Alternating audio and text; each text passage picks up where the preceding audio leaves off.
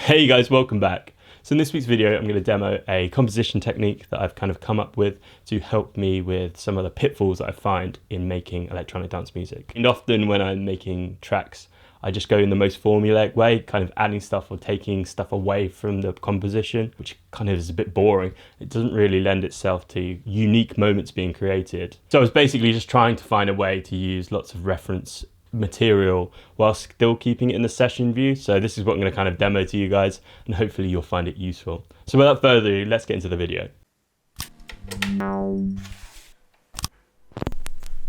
Here's what I've got going on in the loop.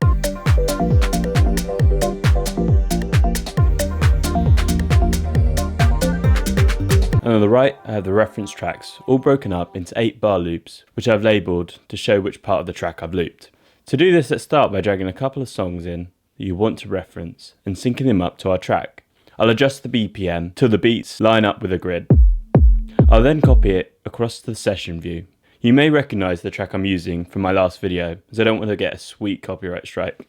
Now I'll set an 8-bar loop and drag it to the most interesting part of the section that I'm wanting to reference. So for this example, the intro or open, as I've called it for some reason. Now I'll go down, copying the clips across, renaming it, and then repositioning my loop brackets to match. And like that, I have my final track prepped. I'll obviously be using more than just my track for the reference. Unfortunately, you guys are just going to have to hear this one. Next, I'll go through and mute any of the loops from the reference tracks that I don't want to draw upon. I've created a sort of Frankenstein track from my favourite parts of each of the tracks. For each section, I've actually sometimes drawn from multiple tracks, rather than relying too heavily on one reference track. For example, in this intro, there's a kick, hat, melodic element, and proggy wub sound, which I'm drawing from. I'm listening out for the more interesting moments, like this little snare fill, which I can then take inspiration from when composing my own loops. I'll now go in and add a nice little roll towards the end here. I'll do the same for the kick at the end of the 8 bars. I'm making sure my loops are all 8 bars so that I can introduce some nice variation over time. I find it's easy to get stuck in such short, unvaried loops at this stage, which is why I set all my references to 8 bars. Next, I'll do the same for the breakdown section. Listening to my reference, I can hear the kick only drops back in right at the end. So I'll mute the kick notes up until the last bar and do the opposite for the rest of my drums, which alongside the other elements sounds like this. I'll keep doing this until I have 6 or so unique loops, which aren't variants of each other. You can see by the colour coding, I've tried to switch up the MIDI as much as possible, recolouring the clip when I change it from the original. Here, for example, we have 3 variations of the organ lead sound.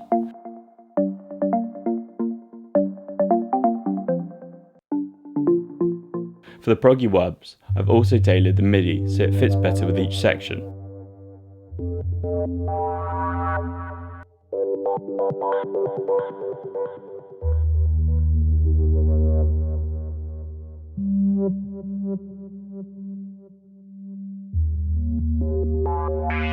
The problem you may run into is if your clip is an audio one rather than a MIDI. Here, however, we can just automate the gain to drop to 0 when we want this element to drop out.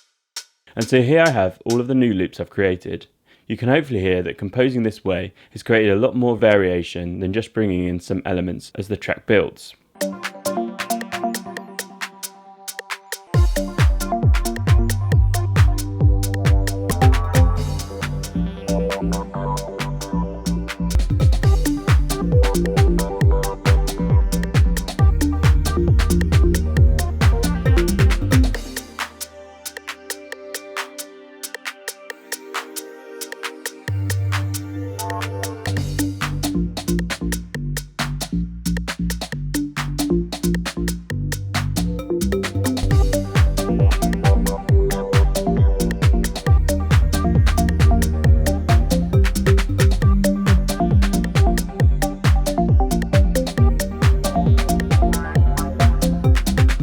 So now we have our 6 or so moments or pillars from which to build our track upon.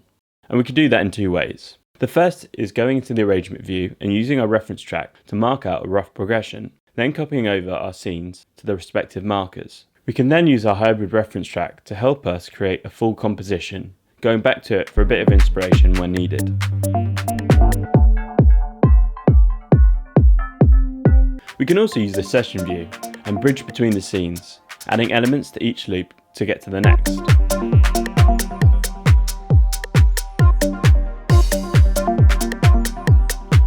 When we audition elements which work together, rather than copying them across, we can hit Create, Capture, Insert Scene.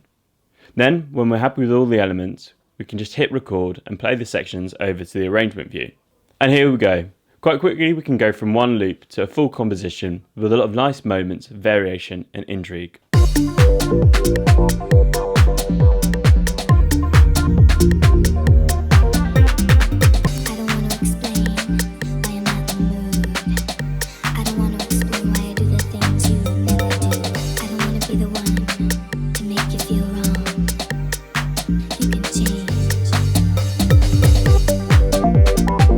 So hopefully that was useful in putting a structure together which is unique and full of variation. You may now find that with the sections put together, you actually have a lot of moments where you need to help transition from one section to the other. So if you haven't, check out this video that I did about transitions, which should help you move your energy along the track. As I always say, don't forget to like, comment, subscribe, really helps the channel out. If you've got any questions about this technique, or if you've got any suggestions about other ways that you can compose stuff in Ableton, then please comment down below. And as always, I'll catch you in the next one.